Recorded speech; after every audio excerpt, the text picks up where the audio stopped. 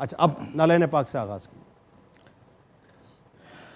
جس ذات گرامی بابرکت کا ذکر ہے وہ ذکر خود ایک رحمت ہے، اور ان کا ذکر انسانوں کے لیے، دنیا کے لیے ایک باعث رحمت ہے. اس میں کوئی شک نہیں ہے کہ وہ جو منصب، جو مقام رب العزت نے ان کو عطا کیا ہے، حقیقت یہ ہے کہ اگر انسان کو مل جائے نالائن تو سر پر رکھ لے، آہا شاید کچھ مل جائے.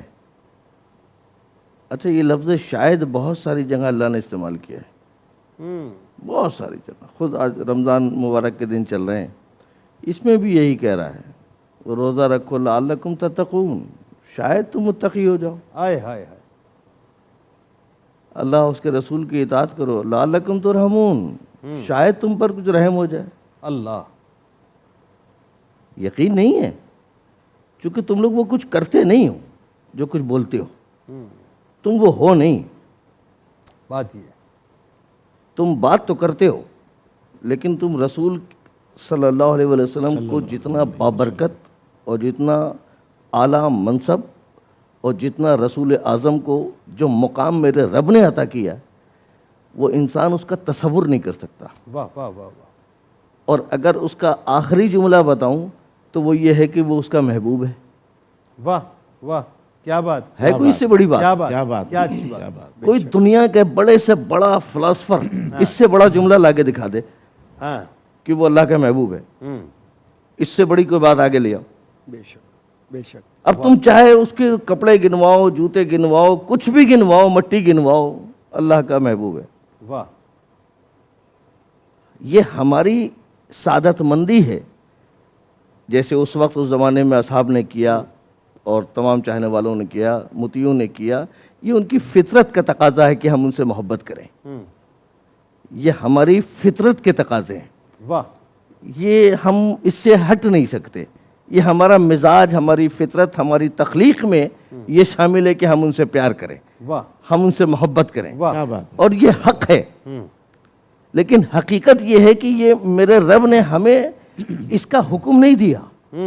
میرے رب نے کہا یہ میرا محبوب ہے، کیا بات ہے، کیا بات. تمہارا نہیں ہے. ہاں، اس لیے کہ ویسے بھی دنیا میں آپ کے سامنے مثالیں ہیں، کوئی کسی کے محبوب کی طرف دیکھ نہیں سکتا، ہاں.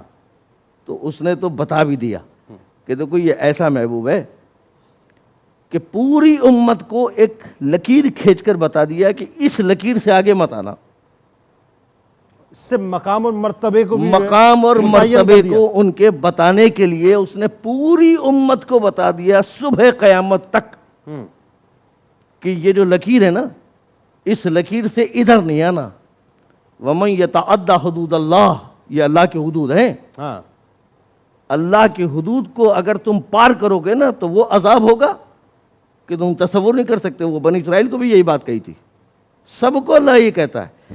یہ ہے مقام رسالت، یہ ہے اس اللہ کے پیغمبر کا مقام جو میرا رب دے رہا ہے. اور اس کا آغاز کب ہوا؟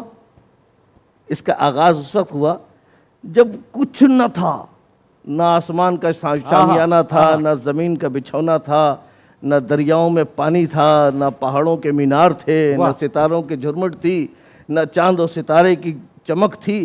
کچھ نہ تھا تو صرف میرا رب تھا بس. اور اس رب کی ایک خواہش تھی، میں چاہتا ہوں کہ میں پہچانا جاؤں. اللہ اللہ اللہ اللہ. انتخاب رب دیکھیں، ہاں. میں چاہتا ہوں کہ میں پہچانا جاؤں. ہاں. کنتو کنزا مخفیہ، میں تو ایک چھپا ہوا خزانہ تھا، ہاں. اور میں نے چاہا کہ میں نے چاہا کہ میں پہچانا جاؤں. آہا. اب میں نے پہچان، اپنی پہچان کے لیے اس کا انتخاب ہے. اس نے کہا میں نے نور محمد کو خلق کیا. میرے رب نے جب چاہا کہ میں پہچانا جاؤں تو اس نے ایک نور کو خلق کیا. ہاں. اس نور کا ایک نام رکھا، ہاں. پھر اس کو اس نے چھپا لیا. آئے ہائے پھر اس نور سے ایک نور خلق کیا، پھر اس نور سے ایک اور نور خلق کیا، آئے ہائے. پھر اس نور سے ایک اور نور خلق کیا، پھر یہ نور کو پنجتن میں ڈالا اللہ. اور پھر اس نور کو چھپا لیا. کہا ایسے نہیں بھیجوں گا، پہلے اب ایسے حالات بناؤں گا کہ جو پہلے ان کی معرفت کروائے گا، پھر یہ میری معرفت کروائیں گے. تو ان کی معرفت کے لیے پھر اس نے آدم کو خلق کیا، آدم کو پہچانوایا. کہا راز الہیت چھپا کے رکھنا، آگے بڑھاؤ۔ نوح کو خلق کیا، راز الہی ہے چھپا کے رکھنا، آگے آئے گا۔ ابراہیم کو خلق کیا، راز الہی ہے آگے آئے گا۔ انتظام ہو رہا ہے، آنے والے کا انتظام کرنا ہے میرے رب کو۔ میں یوں کہیے کہ اس کے آنے کا بھی انتظام ہے اور اس کے ادب کا بھی انتظام ہے، ادب کا بھی، ان کے احترام کا بھی، معرفت کا بھی۔ اے ابراہیم تمہارا یہ کام ہے، میری دیواروں کو بلند کرو، اللہ کعبے کو بلند کرو، اللہ بنیادوں کو بلند کرو۔ میں آپ کے ساتھ ساتھ ہوں اس وقت، احترام کے ساتھ ساتھ چلتا چلا آ رہا ہے۔ دیکھو کسی کو آنا ہے، دیکھو کسی کو آنا ہے۔ اسماعیل آئے، ذبح کے لیے گئے، روک جاؤ ابراہیم، فدیناہ بذبح عظیم، ہم نے اس کو تبدیل کر دیا ذبح عظیم میں، وترکنا فی الآخرین، اور ہم نے آخرین پہ اس کو منتقل کر دیا۔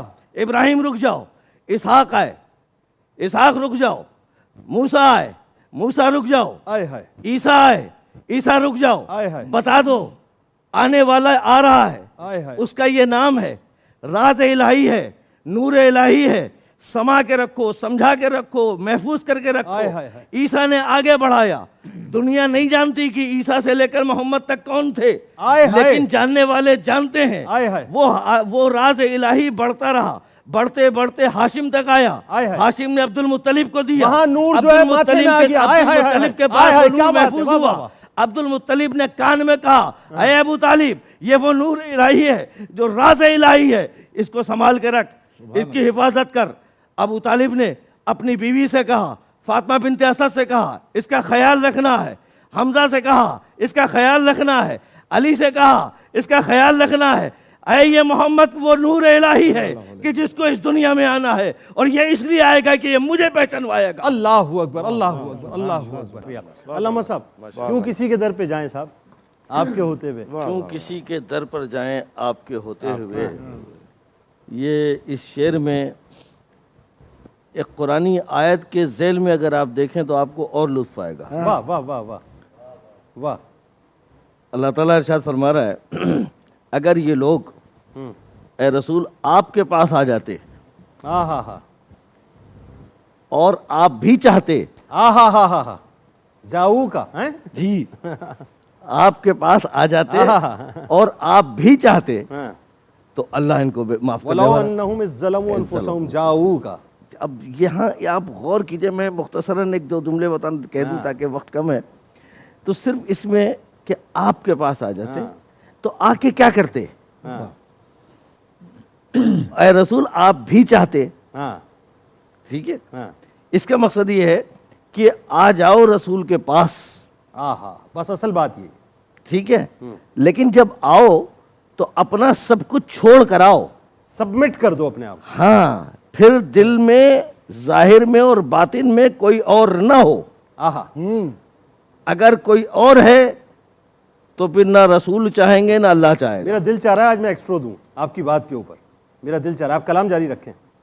تو بس جب رسول کے پاس آؤ تو اپنے تمام بتوں کو توڑ دو، تمام جھوٹے خداؤں کو چھوڑ دو، تمام مجبور و بےکس اور لاچار جو خود محتاج ہیں ہدایت کے، چھوڑ دو ان کو، آ جاؤ اپنے رسول کی بارگاہ میں۔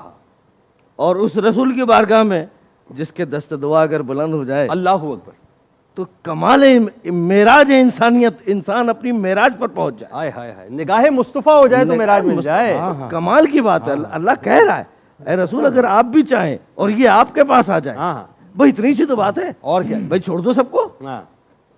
ایک قدم مدینے کی طرف بڑھانا ہے، دوسرا جنت کی طرف لے جائے گا، بڑی اگر تم دیکھیں نا، اگر تم سچے ہو، دو باتیں اللہ تعالیٰ کہہ رہا ہے، ٹھیک ہے نا، اگر تم سچے ہو، ایک جگہ پر تو کہہ رہا ہے سورہ جمعہ میں کہ اگر تم سچے ہو تو موت کی تمنا کرو، ٹھیک ہے نا، ان کنتم صادقین، اگر تم سچے ہو، فتمنوا الموت ان کنتم صادقین، اگر سچے ہو تو موت کی تمنا کرو، چونکہ موت سے بھاگے گا وہ، گھبرائے گا وہ جو جھوٹا ہوگا، ٹھیک، اور جس پر کرم ہوگا رب کا۔